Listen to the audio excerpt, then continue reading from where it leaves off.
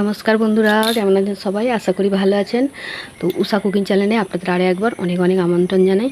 তো আমার একটা নতুন ভিডিওয় আপনাদের অনেক অনেক আমন্ত্রণ জানাই। তো আজকে করব পাতলা করে রুই মাছের ঝোল, খুবই হালকা মশলায়, একটু গুঁড়ো মশলায় করব আজকে, বাটা মশলায় নয়। হালকাভাবে এই গরমে এই রুই মাছের ঝোলটা কিন্তু গরম ভাতের সঙ্গে দারুণ লাগে। তার জন্য কী নিয়েছি দেখুন। প্রথমে এখানে আমি রুই মাছ ভালো করে ধুয়ে নিয়েছি 4 পিস, আর এখানে নিয়েছি একটা বড় সাইজের টমেটো, আর আলুকে এইভাবে কেটে নিয়েছি।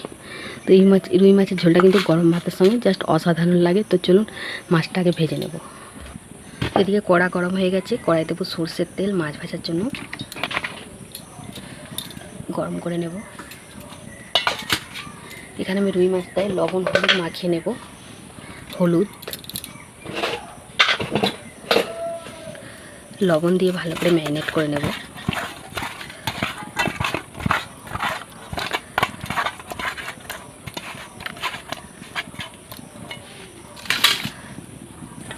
তেল গরম হয়ে গেছে, তো ম্যারিনেট করা মাছটা ভেজে নেব।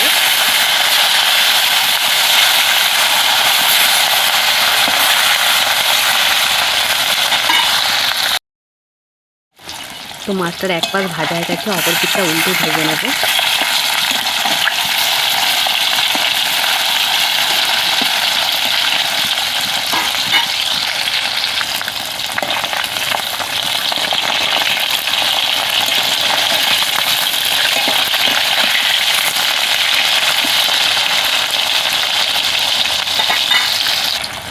তো দেখো বন্ধুরা, আমার মাছগুলো লাল লাল করে ভাজা হয়ে গেছে।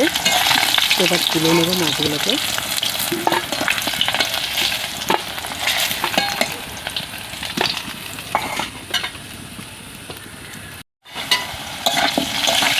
তো আলুটা লাল লাল করে ভাজা হয়ে গেছে। তো এখানে আমি কেটে রাখা টমেটোটা দিয়ে দেবো।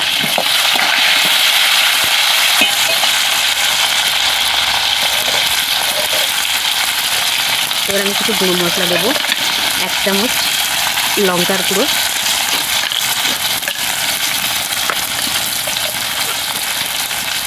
আর 1 চামচ জিরের গুঁড়ো, 1 চামচ হলুদ গুঁড়ো, আর এখানে আমি সাদা সরষে কিছুটা বেটে নিয়েছি দিয়ে দেবো। ভালো করে কষিয়ে নেব।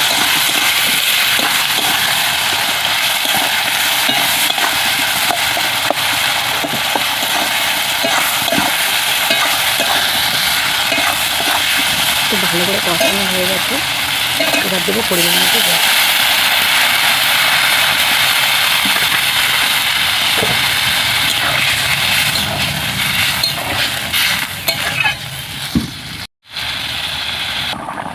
তো মাছের ঝোল দেখুন একদম রেডি হয়ে গেছে, আলুটা আমার সেদ্ধ হয়ে গেছে।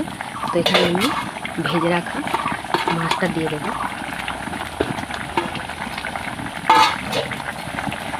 অল্প একটু ফুটিয়ে নেব।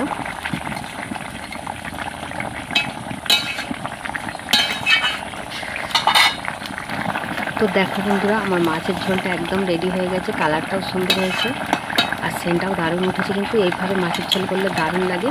তো আমি এবার এটাকে নামিয়ে নেব। তো দেখো বন্ধুরা, এই গরমে পাতলা করে রুই মাছের ঝোল একদম রেডি হয়ে গেছে আমার। গরম গরম ভাতের সঙ্গে জাস্ট অসাধারণ লাগে।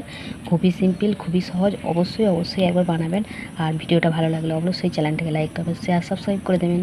তো ভালো থাকবেন, সুস্থ থাকবেন, সাবধানে থাকবেন। দেখা হচ্ছে পরের ভিডিও।